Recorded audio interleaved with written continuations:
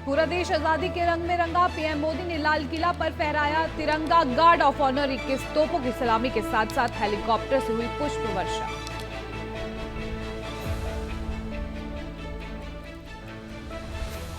लाल किले पर तिरंगा लहराने के बाद पीएम ने देश को किया संबोधित। कहा, जो कानून सांप्रदायिक और भेदभावपूर्ण है उनका कोई स्थान नहीं।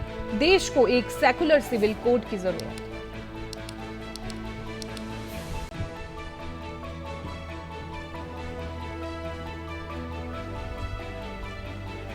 कुरुक्षेत्र में सीएम नायब सिंह सैनी ने फहराया तिरंगा। देश और प्रदेश वासियों को स्वतंत्रता दिवस की दी बधाई। हरियाणा सरकार और पीएम मोदी की जमकर सराहना।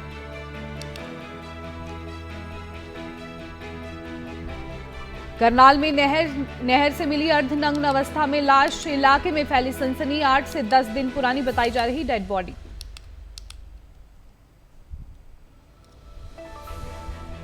अंबाला में लोगों को उमस भरी गर्मी से मिली राहत। सुबह सवेरे हुई तेज बारिश। लोगों ने बारिश का लिया आनंद। गलियों में भी भरा पानी।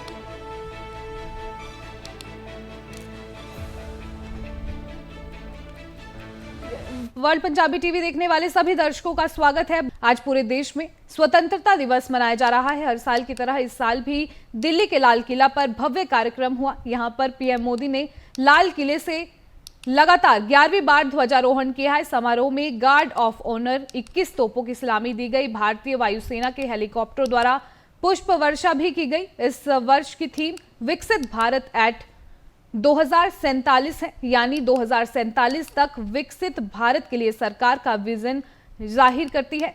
इस कार्यक्रम में विभिन्न सरकारी योजनाओं के लाभार्थियों समेत करीब 6000 विशेष अतिथि शामिल हुए। लोकसभा में विपक्ष के नेता राहुल गांधी भी देश के 78वें स्वतंत्रता दिवस समारोह में शामिल होने के लिए लाल किले पहुंचे। इससे पहले पीएम मोदी सुबह राजघाट पहुंचे और राष्ट्रपिता महात्मा गांधी को पुष्पांजलि अर्पित की। आपको बता दें, पूरे देश में आज जो है आजादी का जश्न मनाया जा रहा है। दिल्ली के लाल किला पर भव्य कार्यक्रम का इस दौरान आयोजन किया गया।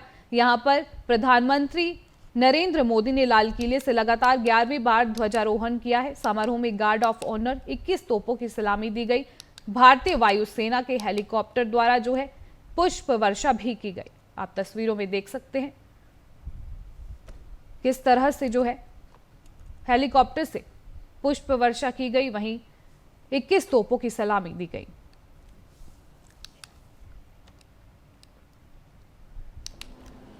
मेरे देश के युवाओं को अब धीरे धीरे चलने का इरादा नहीं है। मेरा देश का नौजवान इंक्रीमेंटल प्रगति में विश्वास नहीं करता। मेरा देश का नौजवान छलांग मारने के मूड में है।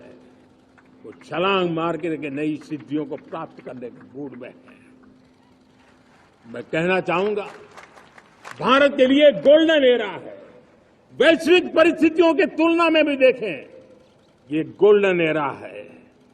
ये हमारा स्वर्णिम कालखंड है। मेरे प्यारे देशवासियों, ये अवसर हमें जाने नहीं देना है।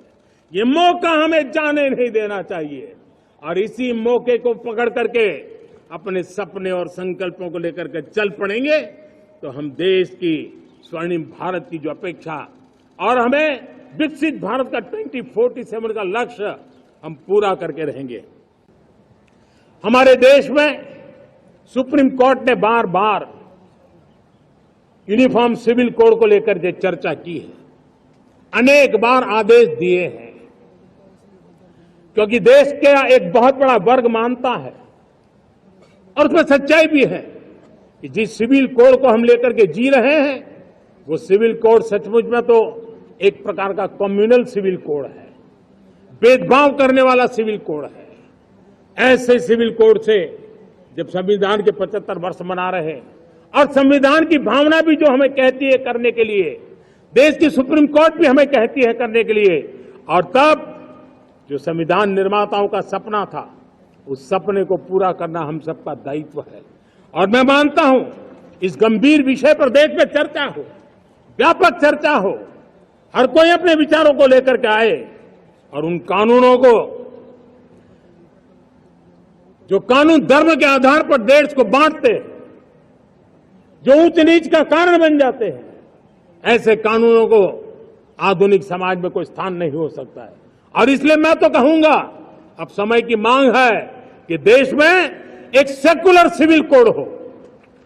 हमने कम्युनल सिविल कोड में 75 साल बिताए हैं, अब हमें सेक्युलर सिविल कोड की तरफ जाना होगा और तब जाकर के देश में धर्म के आधार पर जो भेदभाव हो रहे हैं, सामान्य नागरिक को जो दूरी महसूस होती है, उससे हमें मुक्ति मिलेगी। मेरे प्यारे देशवासियों, जब मैं देश में एक चिंता हमेशा कहता हूं, परिवारवाद, जातिवाद भारत के लोकतंत्र को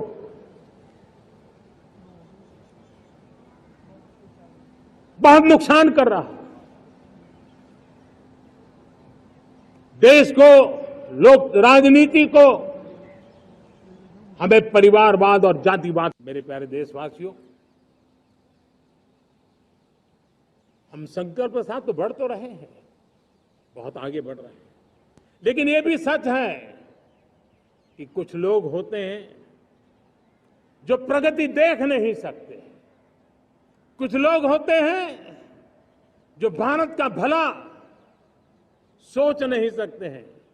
जब तक खुद का भला न हो, तब तक उनको किसी का भला अच्छा नहीं लगता है। ऐसी विकृत मानसिकता से भरे हुए लोगों की कमी नहीं होती है। देश को ऐसे लोगों से बचना होगा। वे निराशा की गर्त में डूबे हुए लोग हैं। ऐसे मुट्ठी भर निराशा की गर्त में डूबे हुए लोग, जब उनके गोद में विकृति पलती है, तब वो विनाश का कारण बन जाती है, सर्वनाश का कारण बन जाती है, एनार्की का मार्ग ले लेती है, और तब देश को इतनी बड़ी हानि हो जाती है जिसकी भरपाई करने में हमें नए सिरे से मेहनत करनी पड़ती है। इसलिए ऐसे जो छुटपुट निराशावादी तत्व होते हैं, वो सिर्फ निराशा इतना नहीं है, उनकी गोद में विकृति पल रही है। ये विकृति विनाश के, सर्वनाश के सपने देख रही है, ताने बाने जोड़ने की प्रयासों में लगी हुई है। देश को इसे समझना होगा। लेकिन मैं देशवासियों को कहना चाहता हूं, राष्ट्रीय स्मारक पर पहुंची प्रेसिडेंट द्रौपदी मुर्मू सीधा रुख करेंगे।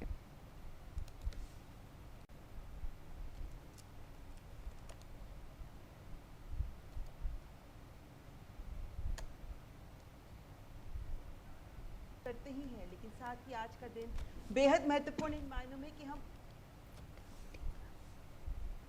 जिन्होंने आजादी के बाद भी देश की सुरक्षा को, संप्रभुता को बनाए रखने के लिए देश में, देश के बाहर भी अपना प्राण न्योछावर कर दिए, और ये राष्ट्रीय समर स्मारक, जिसका 2019 में प्रधानमंत्री के हाथों इसका उद्घाटन किया गया था, ये राष्ट्रीय समर स्मारक इन मायनों में बहुत महत्वपूर्ण स्थान है, जहां मुझे लगता है हर देशवासी को आना चाहिए। क्योंकि आपको बता दें, दिल्ली से ये तस्वीरें सामने आई हैं, जहां पर राष्ट्रीय स्मारक पर राष्ट्रपति द्रौपदी मुर्मू पहुंचे। उनके साथ डिफेंस मिनिस्टर राजनाथ सिंह भी मौजूद हैं। आपको बता दें, देश भर में जो है आज आजादी का जश्न मनाया जा रहा है। पूरा देश जो है आज आजादी के जश्न में डूबा हुआ है। ऐसे में दिल्ली से जो है ये तस्वीरें सामने आई हैं, जहां पर राष्ट्रपति द्रौपदी मुर्मू राष्ट्रीय स्मारक पर पहुंची हैं। उनके साथ डिफेंस मिनिस्टर राजनाथ सिंह भी मौजूद हैं।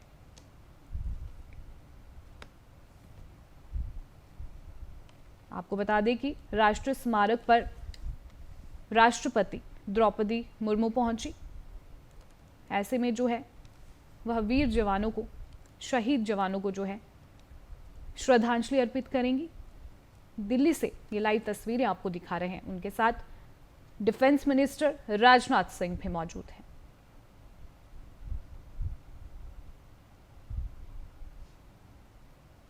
आज जो है पूरा देश आजादी के जश्न में डूबा हुआ है। ऐसे में पूरे देश में जगह जगह कार्यक्रमों का आयोजन किया जा रहा है।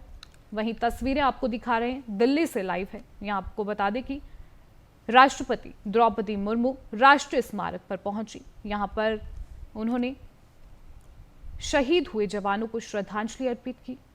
वहीं उनके साथ डिफेंस मिनिस्टर राजनाथ सिंह भी मौजूद हैं।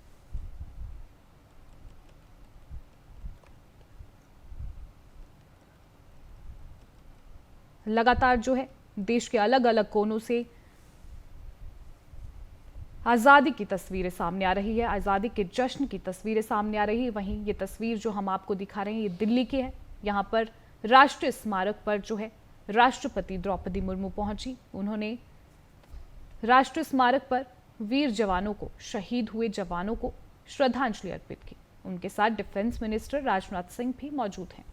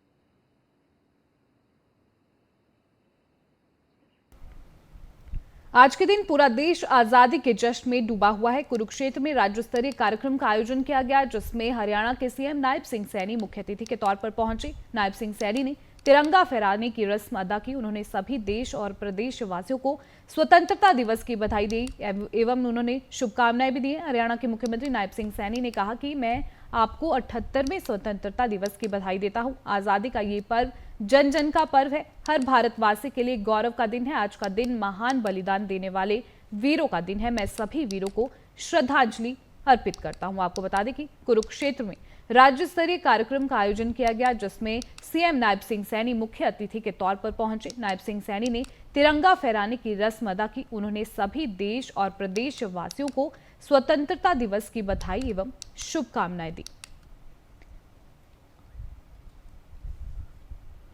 पूरे देश के लिए निष्काम भाव से राष्ट्र की सेवा करने का संदेश पूरे प्रदेश में जाना चाहिए। हम सब के लिए यह गर्व की बात है कि स्वतंत्रता आंदोलन में हरियाणा वासियों ने अग्रणी भूमिका निभाई थी। सन 1857 की क्रांति तो अंबाला छावनी से शुरू हुई थी। नई पीढ़ियों को प्रेरित करने के लिए अंबाला छावनी में आज 538 करोड़ रुपए की लागत से स्वतंत्रता संग्राम स्मारक का निर्माण अंतिम चरण में है। आजादी के बाद भी हरियाणा के वीरों ने देश की सीमाओं की सुरक्षा में भी अनेक बलिदान दिए हैं। हमारे सैनिकों ने 1962, 1965, 1971 के विदेशी आक्रमणों व ऑपरेशन कारगिल युद्ध के दौरान वीरता की अद्भुत मिसाल पेश की थी। हमारा परम कर्तव्य है कि हम मातृभूमि के लिए जान न्यौछावर करने वाले शहीदों के परिवारों, उनके आश्रितों का संबल बने। इसलिए हरियाणा सरकार ने गत जुलाई माह से स्वतंत्रता सेनानियों व उनकी विधवाओं की पेंशन बढ़ाकर 40,000 रुपए मासिक पेंशन की है। हमने युद्ध में शहीद सैनिकों के परिवारों के लिए अनुग्रह राशि बढ़ाकर 50 लाख रुपए की है। वीर गति को प्राप्त होने वाले हरियाणा के शहीदों के 415 आश्रितों को सरकारी नौकरी दी है। हमने अग्निवीरों को हरियाणा सरकार की सीधी भर्ती में 10% आरक्षण देने का निर्णय भी लिया है। भाइयों बहनों, माननीय प्रधानमंत्री श्री नरेंद्र मोदी जी ने अभी 1 जुलाई 2024 को ही हमें अंग्रेजों के समय से चले आ रहे गुलामी के प्रतीक 3 कानूनों से आजादी दिलवाई है। ये तीनों कानून अंग्रेजी शासन को मजबूत करने और उनकी रक्षा के लिए बनाए गए थे। भारतीय न्याय संहिता, भारतीय नागरिक सुरक्षा संहिता और भारतीय साक्ष्य अधिनियम लागू होने से लोगों को जल्द न्याय मिलने और कोर्ट कचहरी के चक्कर काटने से मुक्ति मिलनी शुरू हो गई है। इससे पहले भी माननीय प्रधानमंत्री जी ने देश हित में कई ऐतिहासिक निर्णय लिए हैं। जम्मू एवं कश्मीर अनुच्छेद 370 व 35A को हटाकर उन्होंने कश्मीर से कन्याकुमारी तक अखंड भारत का राष्ट्रीय सपना साकार किया है। माननीय प्रधानमंत्री जी ने देश के बंटवारे को 20वीं शताब्दी की सबसे बड़ी त्रासदी बताते हुए उसके पीड़ितों की याद में 14 अगस्त को विभाजन विभीषिका स्मृति दिवस मनाना शुरू किया है। अयोध्या में भगवान श्री राम के भव्य मंदिर की स्थापना करवाकर करोड़ों देशवासियों की आस्था को मजबूती दी है। इनके अलावा सर्जिकल एवं air strike, one rank one pension, नागरिकता संशोधन कानून, 3 तलाक की कुप्रथा से मुक्ति, बेटी बचाओ बेटी पढ़ाओ अभियान आदि अनेक युग परिवर्तनकारी कदम उठाए गए हैं। माननीय प्रधानमंत्री जी के इन साहसिक निर्णयों पर अपनी सहमति की मोहर लगाते हुए देशवासियों ने उन्हें तीसरी बार जन सेवा का दायित्व सौंपा है। ऐसा वर्ष 1962 के बाद पहली बार हुआ है। भाइयों बहनों, माननीय प्रधानमंत्री श्री नरेंद्र मोदी जी के ओजस्वी नेतृत्व में वैभवशाली, गौरवशाली और शक्तिशाली भारत का उदय हुआ है। आज हम अपनी उन्नत प्रौद्योगिकी और प्रतिभा के बल पर न केवल मिसाइलें बना रहे हैं, बल्कि सूर्ययान, चंद्रयान, मंगलयान जैसे मिशन सफलतापूर्वक चला रहे हैं।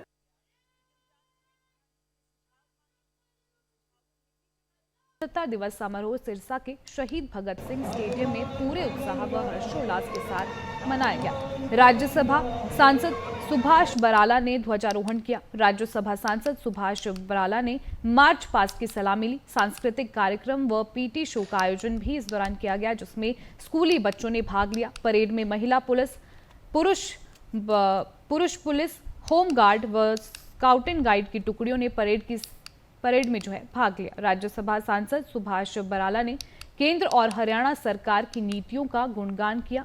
इस मौके पर राज्यसभा सांसद ने सभी देशवासियों को आजादी दिवस की बधाई दी। इस अवसर पर राज्यसभा सांसद ने शहीदों के परिवार को भी सम्मानित किया। वहीं दूसरी ओर अंबाला में परिवहन मंत्री असीम गोयल ने ध्वजारोहण किया। अंबाला शहर की अनाज मंडी में जिला स्तरीय कार्यक्रम का आयोजन किया गया। परेड की सलामी ली गई। वहीं सभी को इस दौरान आजादी के दिवस की बधाई दी गई।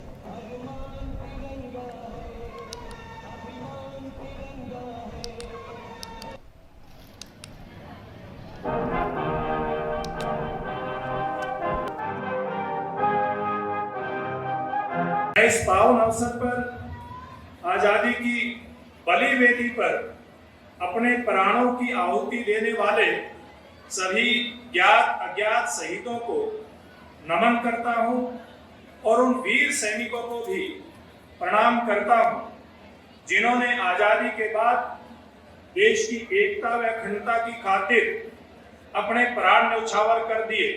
उन्हीं के अनुपम बलिदान के कारण आज हम आजादी की खुली हवा में सांस ले रहे हैं। भाइयों बहनों, हम सभी जानते हैं कि आजादी के आंदोलन की पहली चिंगारी इसी हरियाणा की भूमि से 10 मई 1857 को अंबाला से ही फूटी थी। उस चिंगारी ने आगे चलकर ऐसा जन आंदोलन खड़ा किया जिसके बलबूते पर हमने 1947 में अंग्रेजी हुकूमत उखाड़ फेंकने में कामयाबी प्राप्त की। वर्तमान सरकार ने प्रधानमंत्री नरेंद्र मोदी जी के सबका साथ, सबका विकास, सबका विश्वास और सबका प्रयास और हरियाणा एक हरियाणवी एक के मूल मंत्र पर चलते हुए पूरे हरियाणा और एक हरियाणवी की तरक्की और उत्थान के लिए काम किया। करनाल के काचवा पुल के पास उस वक्त सनसनी फैल गई जब पश्चिमी यमुना नहर में एक डेड बॉडी तैरती हुई नजर आई। ये डेड बॉडी महिला की थी और बॉडी अर्धनग्न अवस्था में थी। बॉडी पर जो थोड़ा बहुत सूट बचा हुआ था वो लाल रंग का था। महिला की बॉडी पश्चिमी यमुनानगर में आई थी। ये नहर पीछे से इंद्री यमुनानगर की तरफ से आती है। वहीं लोगों ने जैसे ही डेड बॉडी को देखा तो पुलिस को सूचना दी। मौके पर पुलिस और गोताखोर की टीम पहुंचती है, जिसके सहयोग से जो है डेड बॉडी को बाहर निकालने का प्रयास किया जाता है। पुलिस ने बताया कि करीब 10 से 12 दिन पुरानी डेड बॉडी है और डेड बॉडी पूरी तरह से गली हुई है। आसपास के थानों में इस बात की सूचना दी जाएगी कि एक महिला की डेड बॉडी करनाल की पश्चिमी यमुना नहर में मिली है। अगर किसी भी शहर में इस तरह की महिला कोई गुम है तो उस डेड बॉडी की शिनाख्त हो सकती है। पुलिस ने महिला के शव को कब्जे में लेकर पोस्टमार्टम हाउस भिजवा दिया है और महिला के शव का पोस्टमार्टम भी कराया जाएगा ताकि पता चल सके कि महिला की मौत कैसे हुई थी। फिलहाल पुलिस महिला की शिनाख्त के लिए जुट गई है, जिसके लिए आसपास के थानों में संपर्क किया जा रहा है। आपको बता दें, करनाल का ये मामला है जहां पर नहर में एक महिला की डेड बॉडी मिली है।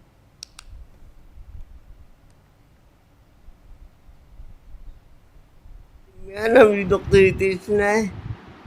मेरे को भी ओमजी बोल कॉल से आवाज मिला है। मेरे 36 साल के काम करने पे मैंने जो मुद्दे पे काम किया है, मैंने नई हंस मुद्दा बनाई है जिसका नाम रितेश मुद्दा है और पेंसिल होने टेक्निक बनाई है।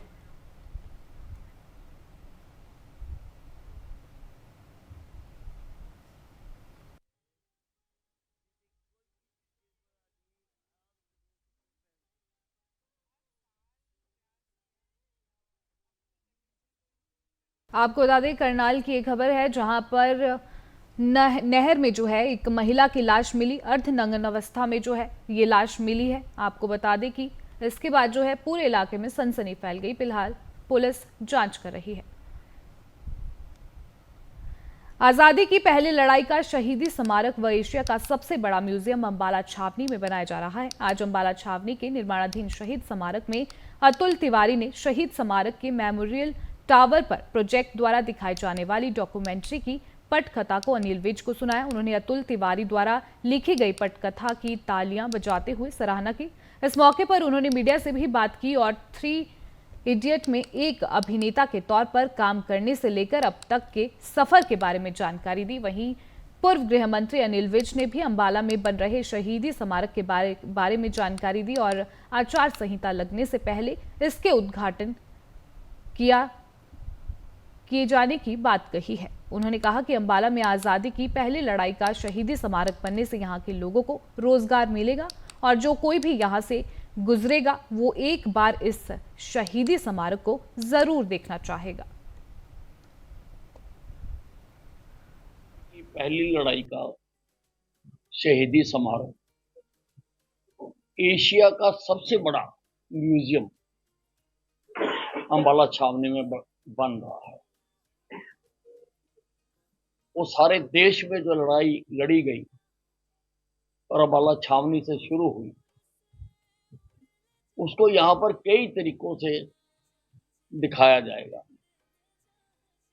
कई गैलरीज बन रही हैं, कहीं पर डिजिटल दिखाया जाएगा, कहीं पर उनके पुतले बनाकर दिखाया जाएगा और एक 2000 सीट का ओपन एयर थिएटर बनाया है। मुझे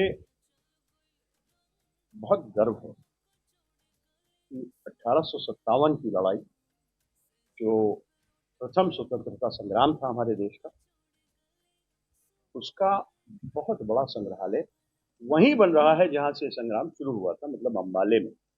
और उसके लिए मैं हरियाणा सरकार का और आदरणीय अनिल विज जी का, जो यहीं अंबाले के हैं, उनका बहुत बहुत धन्यवाद करना चाहूँगा, क्योंकि उनकी जो व्यक्तिगत ऊर्जा है जो इसके पीछे लगी है, प्रोजेक्ट के पीछे बरसों से लगे हुए हैं इसके लिए। और आज पहली बार भारत में इतना बड़ा एक म्यूजियम बनने के तैयार है। ये उसी तरह हम लोगों के लिए एक दुख का विषय है कि 1857 से पूरे भारत में कोई बड़ा संग्रहालय नहीं है। कुछ कुछ गैलरीज हैं छोटी छोटी, दिल्ली में लाल किले में एक गैलरी है। इस बुलेटिन में इतना ही। मुझे दीजिए आज्ञा। नमस्कार।